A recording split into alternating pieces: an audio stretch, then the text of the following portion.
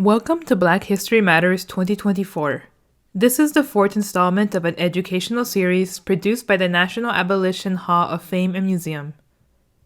This year, these short educational videos are meant to provide an introduction to topics important to our understanding of Black American history, but also the larger history of the African diaspora across the Americas and the world. I'm pleased to welcome you to today's episode, Reshaping the Old World, Africans in the European Metropoles. Today in Europe, there are about 10 to 15 million Europeans of African descent.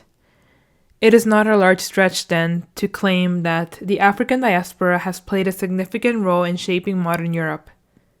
Today, I want to highlight the stories of two individuals who were part of the early African diaspora to Europe.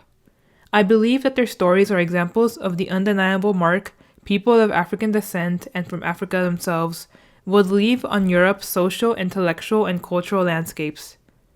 While these two examples focus on two influential men, it is important to remember that their stories are only one of the millions of the people who have made a life for themselves in Europe, both men and women.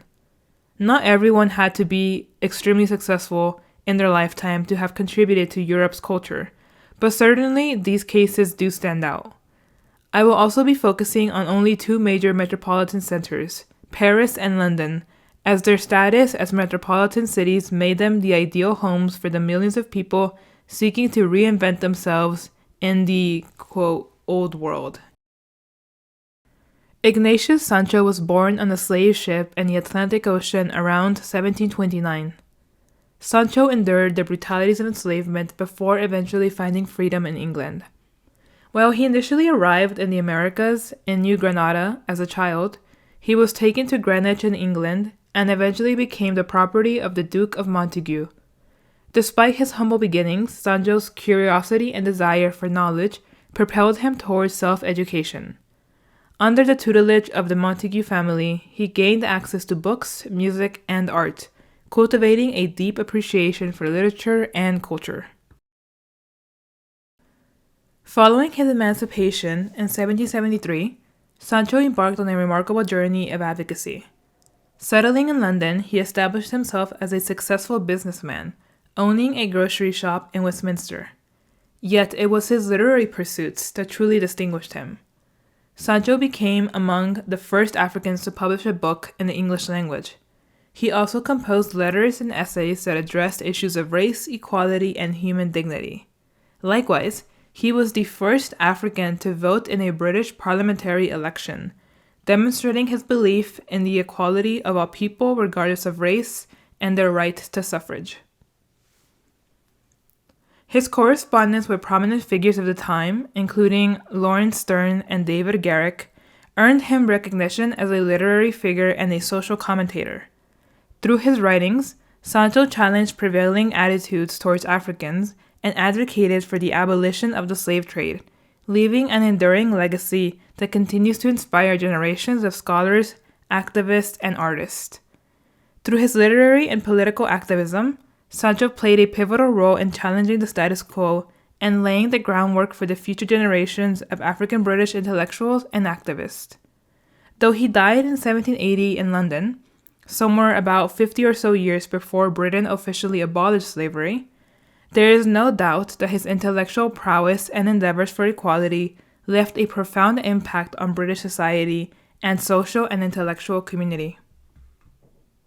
Likewise, across the English Channel on the continent of Europe was Joseph Boulogne. Joseph Boulogne, Chevalier de Saint-Georges, was a remarkable figure whose life and achievements transcended the confines of his time. Born in Guadeloupe in the Caribbean in 1745 to a wealthy plantation owner and an enslaved woman, Joseph defied the odds to become one of the most renowned musicians and cultural figures of the 18th century. His early years were marked by privilege and education, as he received training in music, fencing, and horsemanship after being taken away from his mother by his white father.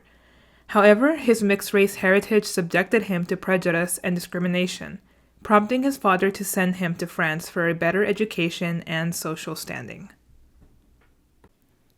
In France, Joseph pursued his passion for music with fervor.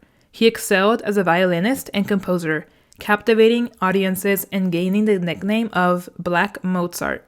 His talent soon earned him recognition in Parisian aristocratic circles, where he became a favorite among the cultural elite.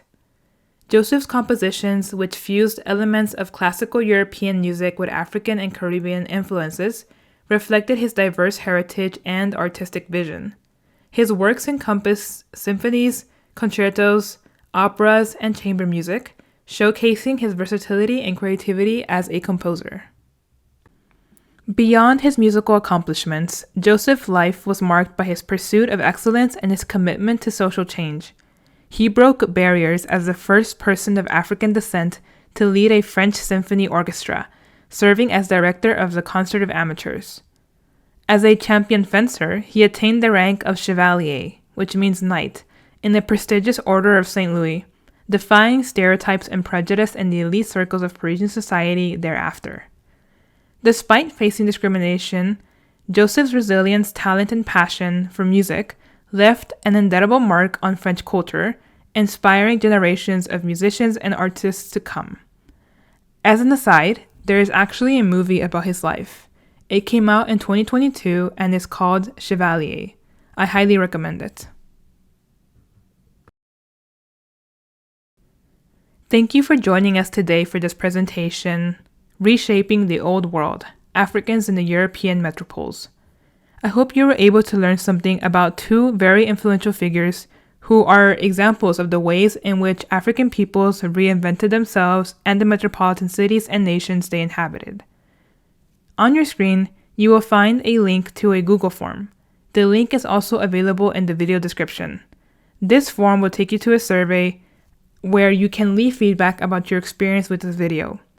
Your feedback helps us plan for future events and to secure future funding, so we really appreciate it if you can take a few minutes to fill that out.